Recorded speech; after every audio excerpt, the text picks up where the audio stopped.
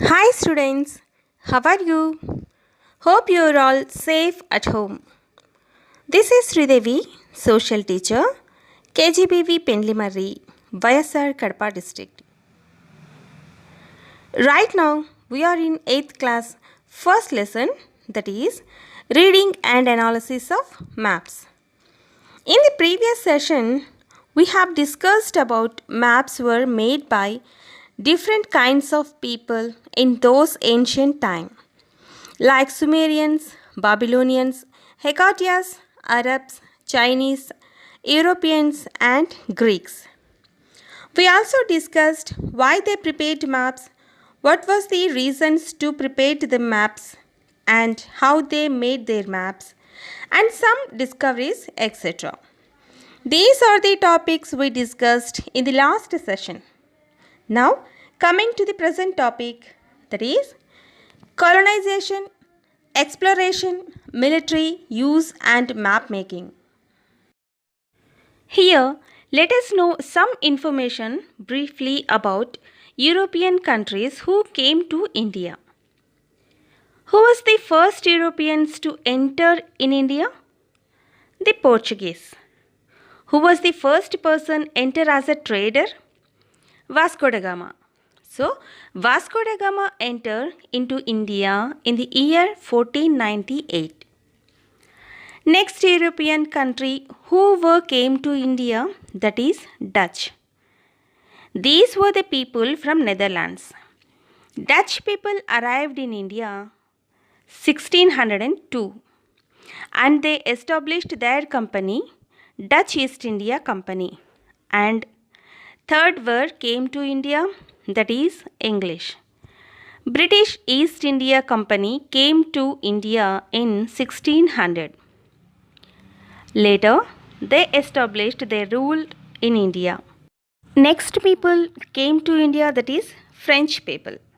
They established French East India Company in 1664. All these companies enter into India as traders. Trade with India, particularly spices. ముందుగా మనం మన దేశానికి వచ్చిన యూరోపియన్ల గురించి తెలుసుకుంటే ముందుగా వచ్చిన వారు పోర్చుగీస్. 1498లో మొదటిసారిగా వాస్కోడిగామా వర్తకుడిగా భారతదేశానికి వచ్చారు. ఆ తర్వాత 1602లో డచ్ వారు భారతదేశంలో ప్రవేశించి డచ్ ఈస్ట్ ఇండియా కంపెనీని స్థాపించారు. తర్వాత వచ్చిన వారు బ్రిటిష్ వారు. 1600 సంవత్సరంలో బ్రిటిష్ ఈస్ట్ ఇండియా కంపెనీ పేరుతో మన దేశానికి వచ్చి ఇక్కడే తమ అధికారాన్ని స్థాపించి పరిపాలన కొనసాగించారు.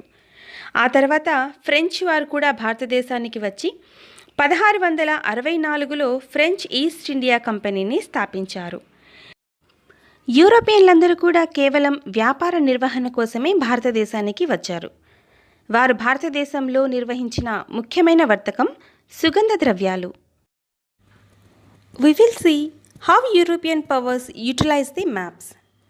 We know that in 1498 Vasco da Gama discovered sea route to India. While he sailing towards to India, he also had a map which was prepared by the cartographers in those time. All the European countries followed the prescribed maps while they coming to the India. Not only India, but also they went and searched so many other countries for trade and want to establish their powers. For example, Dutch. Dutch means Holland. Holland established their power in Indonesia. Holland captured most part of the Indonesia. Indonesia country almost came under the control of Dutch. Okay, there are so many islands in the world. Why the Dutch gone to the Indonesia particularly? Because they know about the area completely. యూరోపియన్లు పటాలను ఆధారంగా చేసుకొని భారతదేశానికి వచ్చారు. ఏ దేశానికి వెళ్ళాలన్నా వాళ్ళకి route map అనేది ఖచ్చితంగా కావాలి. మ్యాప్స్ ఆధారంగానే యూరోపియన్లు ఇతర ఖండాలకు వెళ్ళగలిగారు. డచ్ వారు ఇండోనేషియాను తమ వలస దేశంగా చేసుకున్నారు. కారణం ఇండోనేషియా గురించి వాళ్ళకి పూర్తిగా తెలుసు. ఒక ప్రదేశం గురించి పూర్తి సమాచారం తెలిసినప్పుడే కదా ఎవరైనా ఆ ప్రదేశానికి వెళ్ళగలరు. We can't go any place without knowing about that area. When the European power made Asia, Australia, North and South America as their colonies, they sent map makers to those places to know properly about the climate, crops, people, resources etcetera. ఏదైనా ప్రదేశం గురించి తెలియకపోతే మనం అక్కడికి ఎలా వెళ్ళగలం? అందుకనే యూరోపియన్లు కూడా ఆసియా, ఆస్ట్రేలియా, ఉత్తర దక్షిణ అమెరికాలలో తమ వలసలను ఏర్పాటు చేసుకోవాలనుకున్నప్పుడు వాళ్ళు కూడా ఆయా ప్రదేశాలలో భౌగోళిక, ప్రజల, వనరుల, పంటలు మొదలైన వివరాల గురించి తెలుసుకోవాలనుకున్నారు. దీనికోసమే వారు పటం తయారీదారులను ఆయా ప్రదేశాలకు పంపి ఖచ్చితమైన పటాలను తయారు చేయించుకున్నారు. Slowly they explored the world and prepared various maps and obtained useful information which helped for established their colonial powers. Most of the European countries are European powers. Here, European powers means well-developed countries in Europe, like Britain, France, Germany, Austria, Spain, Portugal. These all countries are started their colonization. What is colonization? Colonization means control by one power over a dependent area or people. It means colonization is a system in which a country conquers and rule over other regions. It involves exploiting the resources of conquered country for the benefits of the conqueror. Domination of people life and culture. Main goal is extraction of economic benefits from the colony. So simply colonization means one country established their rule in other country. For example, British established their rule in India. యూరప్లో అభివృద్ధి చెందిన దేశాలు ఇతర దేశాలపై ఆధిపత్యం ప్రదర్శించి తమ అధికార బలంతో ఇతర దేశాలను తమ వలస దేశాలుగా ఏర్పాటు చేసుకున్నారు. ఉదాహరణకి బ్రిటన్ భారతదేశాన్ని తన వలస దేశంగా చేసుకుంది. So India became a colony of British. This is the meaning of colonization. These European countries became imperial countries and the countries become under the control of European countries were colonies of the imperial countries. For example, India, Sri Lanka, Bangladesh, Vietnam, Egypt, Indonesia, like so many countries become colonies of the imperial countries. How the European countries known about these countries? Because of the maps. After development of European countries wanted to trade and established their powers to their countries. They need to know other continents or countries. So they sent their sailors, cartographers to search and find out the new countries. Meanwhile, Columbus accidentally discovered a new continent which we called Indies Islands, that is West Indies. The explorers faced so many problems while searching. Even they fight against the local people to get the information. Finally, they collect the clear information about the areas and made maps accurately for their kings or rulers. Through these maps, Europeans started their colonization. They used the maps for the exploration to explore something. For example, we know about Africa. Africa continent was called as Dark Continent. Why it was called Dark Continent? Because Africa continent was discovered in the 20th century. After discovery of all continents, finally Africa continent was known to all countries. That's why Africa continent is called as dark continent. ఖండాలన్నీ కనుగొన్న తర్వాత చివరిసారిగా 20వ శతాబ్దంలో Africa ఖండాన్ని కనుగొన్నారు. అప్పటి వరకు Africa ఖండం గురించి ప్రపంచ దేశాలకు తెలియదు. అందువల్లనే ఆఫ్రికా ఖండాన్ని చీకటి ఖండం అని పిలుస్తారు. To explore about this dark continent, to search about the places in Africa, so many explorers are sent by the European powers like H.M. Stanley, Livingstone. These are the persons have sent by the European powers to search new places, and the explorers made accurate maps for their emperors so that they could easily occupy that area. Here what we understand, the European powers used the maps for the colonization, and also they used the maps for military purpose.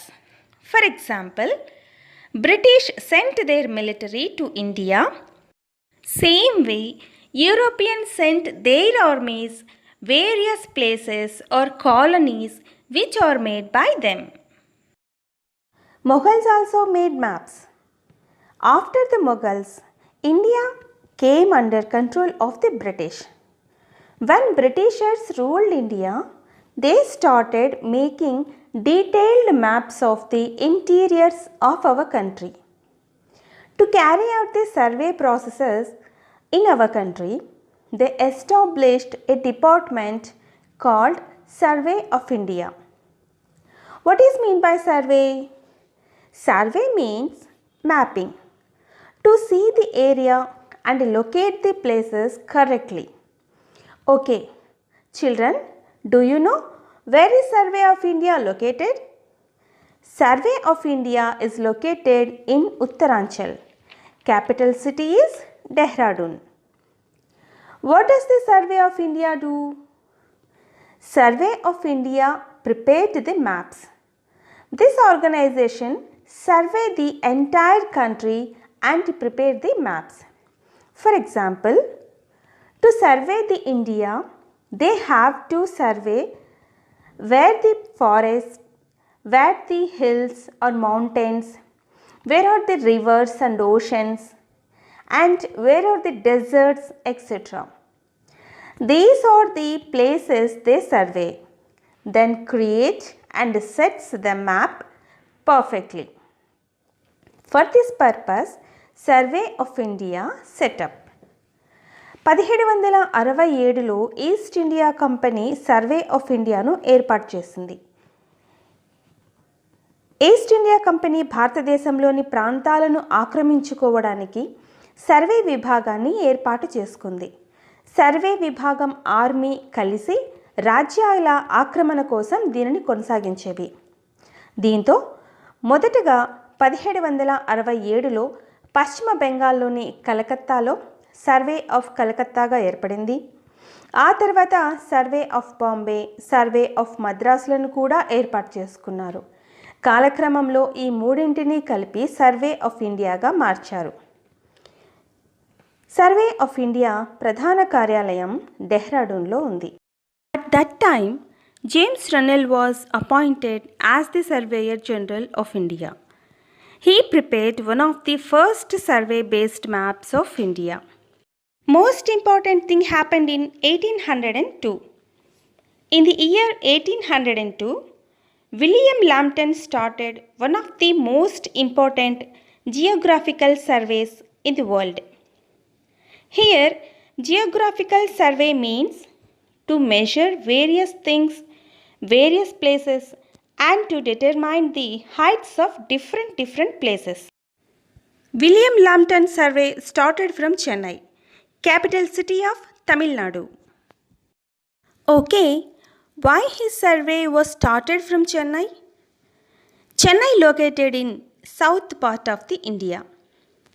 Chennai was major trading center in that time. We know that Chennai was in mean sea level.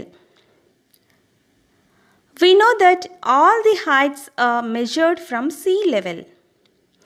Children, do you remember we learned in 7th class about MSL, mean sea level. If we want to measure anything, we have to measure from sea level because sea is the bottom line, means starting line. So we have to measure from starting line, it means sea level. We have to measure low level to high level, means bottom level to high level. It is not possible to measure high level to low level. Chennai was in mean sea level. That's why William Lambton started his survey from Chennai. ప్రపంచంలోనే అత్యంత ముఖ్యమైన భౌగోళిక సర్వేను 1802లో William లాంప్టన్ ఆరంభించాడు. దక్షిణంలో Chennai దగ్గర మొదలుపెట్టి ఉత్తరాదిన హిమాలయాల వరకు రేఖాంశాల పొడవును నిర్ణయించి వివిధ ప్రదేశాల ఎత్తును నిర్ధారించాడు. అన్ని ఎత్తులను సముద్రమట్టం ఆధారంగా కొలుస్తారు కాబట్టి ఈ సర్వే చేయడం సముద్ర తీరమైన చెన్నైలోనే మొదలుపెట్టాడు. Children, here a small video for you about the mean sea level. Watch it. Sea level seems like a pretty easy concept, right? You just measure the average level of the oceans and that's that. But what about parts of the Earth where there aren't oceans? For example, when we say that Mount Everest is 8,850 meters above sea level, how do we know what sea level would be beneath Mount Everest, since there's no sea for hundreds of kilometers? If the Earth were flat, then things would be easy. We'd just draw a straight line through the average height of the oceans and be done with it. But the Earth isn't flat. If the Earth were spherical, it would be easy too, because we could just measure the average distance from the center of the Earth to the surface of the ocean. But the Earth isn't spherical. It's spinning, so bits closer to the equator are thrown out by centrifugal effects and the poles get squashed in a bit. In fact, the Earth is so non-spherical that it's 42 kilometers farther across at the equator than from pole to pole. That means if you thought the Earth were a sphere and defined sea level by standing on the sea ice at the North Pole, then the surface of the ocean at the equator would be 21 kilometers above sea level. This bulging is also why the Chimborazo volcano in Ecuador and not Mount Everest is the peak that's actually farthest from the center of the Earth. So how do we know what sea level is? Well, water is held on Earth by gravity, so we could model the Earth as a flattened and stretched spinning sphere and then calculate what height the oceans would settle to when pulled by gravity onto the surface of that ellipsoid. Except the interior of the Earth doesn't have the same density everywhere, which means gravity is slightly stronger or weaker at different points around the globe, and the oceans tend to puddle more near the dense spots. These aren't small changes either. The level of the sea can vary by up to 100 meters from a uniform ellipsoid depending on the density of the Earth beneath it. And on top of that, literally, there are these pesky things called continents moving around on the Earth's surface. These dense lumps of rock bump out from the ellipsoid and their mass gravitationally attracts oceans, while valleys in the ocean floor have less mass and the oceans flow away shallower. And this is the real conundrum, because the very presence of a mountain and continent on which it sits changes the level of the sea. The gravitational attraction of land pulls more water nearby, raising the sea around it. So to determine the height of a mountain above sea level, should we use the height the sea would be if the mountain weren't there at all, or the height the sea would be if the mountain weren't there but its gravity were? The people who worry about such things, called geodetic scientists or geodesists, decided that we should indeed define sea level using the strength of gravity, so they went about creating an incredibly detailed model of the Earth's gravitational field, called creatively the Earth Gravitational Model. It's incorporated into modern GPS receivers, so they won't tell you you're 100 meters below sea level when you're in fact sitting on the beach in Sri Lanka, which has weak gravity. And the model has allowed geodesists themselves to correctly predict the average level of the ocean to within a meter everywhere on Earth, which is why we also use it to define what sea level would be beneath mountains if they weren't there, but their gravity were. Okay. The geographical survey was started by William Lambton, but completed by Sir George Everest. You know that Mount Everest is highest peak in the world. Sir George Everest was the first person to measure its height. Hence, it was called as Mount Everest. So, Sir George Everest concluded the survey and recognized that Mount Everest is the highest peak in the world. So, the highest peak Mount Everest was named after Sir George Everest as he was the first person to measure its height. ఈ survey మొదలుపెట్టింది William ల్యాంప్టనే అయినా పూర్తి చేసింది మాత్రం sir George Everest. హిమాలయాల్లోని Everest ప్రపంచంలోకెల్లా ఎత్తైన పర్వతమని sir George Everest నిరూపించారు. కాబట్టి ఈ పర్వతాన్ని ఆయన పేరు మీదనే ఎవరెస్ట్ పర్వతమని పిలుస్తారు. ప్రపంచంలోనే ఉన్నతమైన ఈ ఎవరెస్ట్ శిఖరాన్ని చూద్దామా మరి?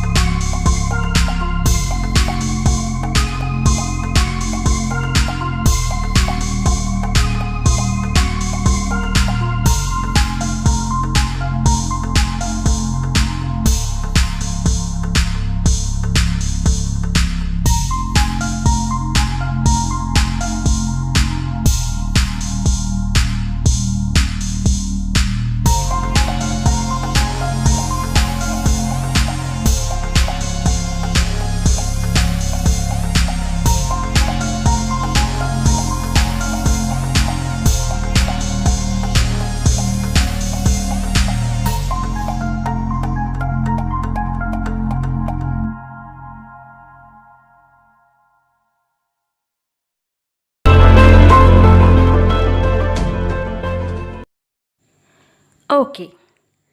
Demand of maps. The map making was also in great demand at the time of wars. In World Wars, World War I, World War II, the maps were very important in that time. Maps played very crucial role. If any country wanted to drop a bomb in other country, they had a proper destination. How can they reach the destination without map? If there is no map, the country destination may change. They drop the bomb other country, which they don't want, then what happens? It creates so many problems. So, map is very mandatory. ప్రపంచ యుద్ధాలలో మొదటి ప్రపంచ యుద్ధం, రెండవ ప్రపంచ యుద్ధాల్లో పటాల వినియోగం చాలా ప్రధాన పాత్ర వహించింది. ఒక దేశం ఇంకొక దేశంపై యుద్ధం చేయాలంటే వారికి ఆ దేశం యొక్క పరిసరాలు ఖచ్చితంగా తెలిసి ఉండాలి. ఆ దేశం ఎక్కడ ఉందో తెలిస్తేనే కదా వారు ఆ ప్రదేశానికి చేరుకోగలరు, వారితో యుద్ధం చేయగలరు. In world wars time there was no proper technology. They don't have any update technology like Google Map. But in World War II, little advanced technology was there. Whatever it is, they have proper map along with them. The armies and the air forces used many detailed maps and maintained them secretly. We know that government also played very crucial role in map making. Government made maps for the purpose of all. Government made maps for the purpose of general, for the purpose of us, for the purpose of civilian, for the purpose of education, etc. And also the government made the maps for the secret. It is only used for the army, navy, air force, etc. These defense departments certain maps were very secret so that the enemies could not reach them. They cannot show to each and everyone because that may be threat to India. That may be threat to our unity and dignity. So that certain maps were completely secret under the government. These maps will be not disclosed to anyone. These maps will be only given to the defense, army, navy and air force and certain officials who are working for the safety of our country. Many governments tried to keep such detailed maps secret so that enemies could not use them. However, in our times, the uses of satellite imagery has transformed the nature of mapping. We not only have very accurate and detailed maps, but it is no longer possible for governments to keep them as secrets.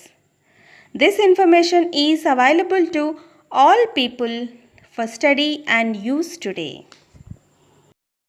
మొదటి ప్రపంచ యుద్ధం కంటే రెండవ ప్రపంచ యుద్ధంలో కొంత టెక్నాలజీని ఉపయోగించారు.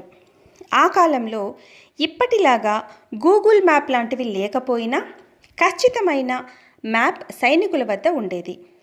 ఆ మ్యాప్ ఆధారంగానే వారు శత్రు స్థావరాలపై దాడి చేసేవారు. ఆర్మీ, ఎయిర్ ఫోర్స్ వారి దగ్గర పూర్తి వివరాలతో కూడిన పటాలు ఉండేవి. ఈ పటాలను వారు శత్రువుల చేతుల్లో పడకుండా అనేక ప్రభుత్వాలు వీటిని రహస్యంగా ఉంచడానికి ప్రయత్నించాయి. అయితే నేటి కాలంలో ఉపగ్రహ ఛాయాచిత్రాలు పటాల తయారీని పూర్తిగా మార్చివేశాయి. పూర్తి వివరాలతో ఎంతో ఖచ్చితమైన పటాలు ఇప్పుడు తయారవుతున్నాయి. అంతేకాక వీటిని రహస్యంగా ఉంచడం ఇప్పటి ప్రభుత్వాలకు సాధ్యం కావడం లేదు. ఎందుకంటే పెరిగిన టెక్నాలజీ, ఈ సమాచారం ఇప్పుడు అందరికీ అందుబాటులో ఉంటోంది.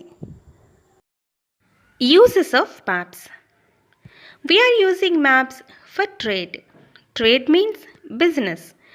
We discussed that European countries came to India for trading purpose. We are using maps for sailing. Sailing means to travel on the sea. See, when you travel on the sea, it's not an easy to find the correct route or direction. Map will direct or show you the correct route and directions. We are using maps for conquest. For example, European countries were occupied so many countries. One who wanted to occupy other land or place, maps will be helpful. And maps helped for colonization. Nowadays, there is no colonization, but we discussed about how European countries established their colonization and made so many countries as their colonies. For example, Dutch Indonesia, British India, etc. Maps used in wars. We already discussed in 2 world wars how the countries used maps in World War times. Okay, these are the uses of maps in previous time. గతంలో పటాలను ఎలా ఉపయోగించారో మనం తెలుసుకున్నాం. వ్యాపారం కోసము, సముద్ర ప్రయాణం కోసము, ఏదైనా ప్రదేశాల ఆక్రమణ కోసము, వలసవాదం కోసం, ఇంకా 2 ప్రపంచ యుద్ధాల్లోనూ ఈ పటాలను ఎలా ఉపయోగించారో తెలుసుకున్నాం. Let us see nowadays in present days how these maps we are using.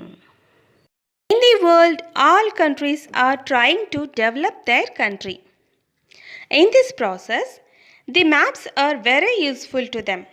They have to find out the resources, population, rainfall, climatic conditions, and find out the problems of their country. They know the total information about their country by using of these maps. Then only they can solve their problems and move to develop. For example, we can make a map of region which have very little drinking water.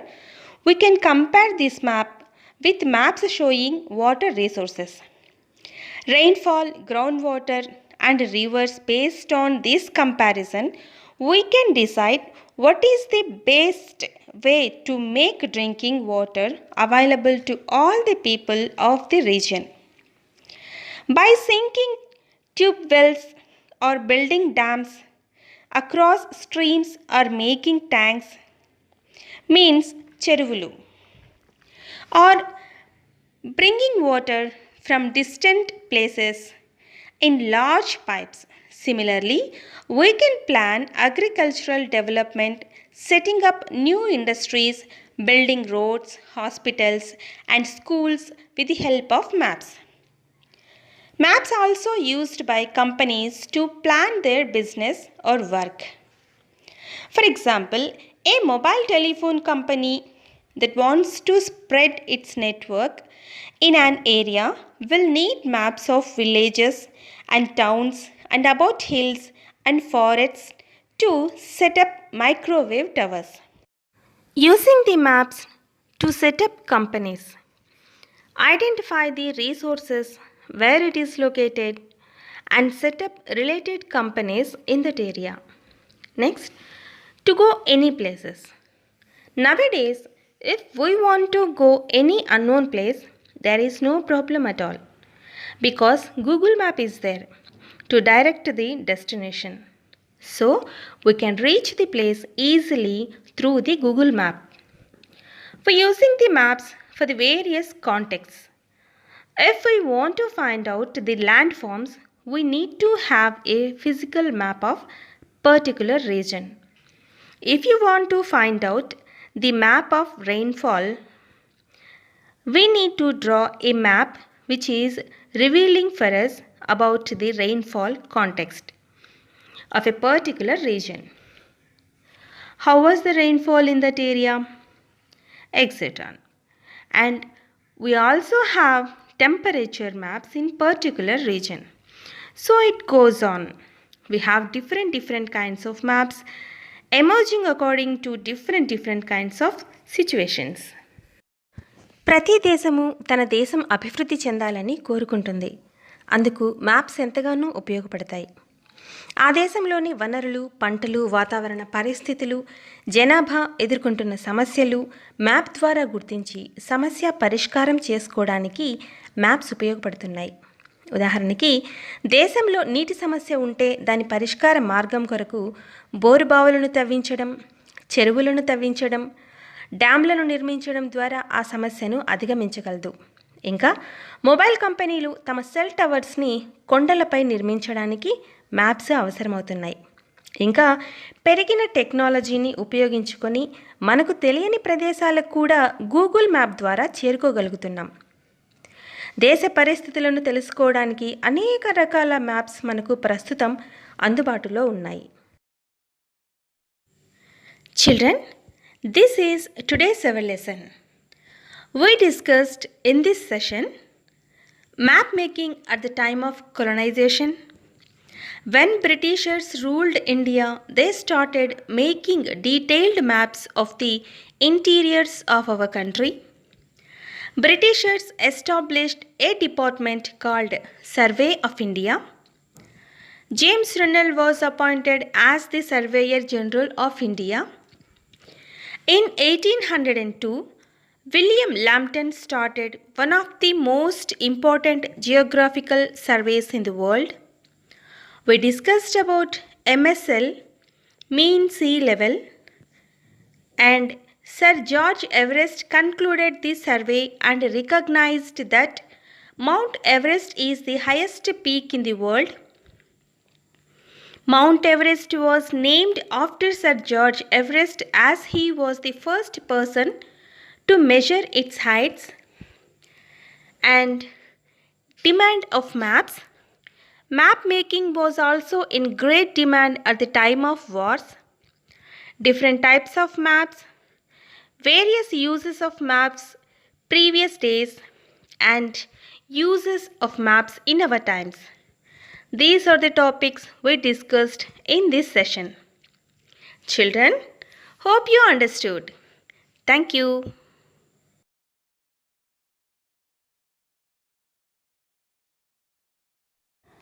Can you suggest how maps can be used to plan setting up new schools and colleges? What different kinds of maps would have to be studied? I repeat again. Can you suggest how maps can be used to plan setting up new schools and colleges? What different kinds of maps would have to be studied? Next, find out about the lives of some of the great explorers like David Livingstone, Stanley, Amundsen, etc. Find out who sponsored their expeditions and why. Find out about some lives of some of the great explorers like David Livingstone, Stanley, Amundsen, etc. Find out who sponsored their expeditions and why. Next,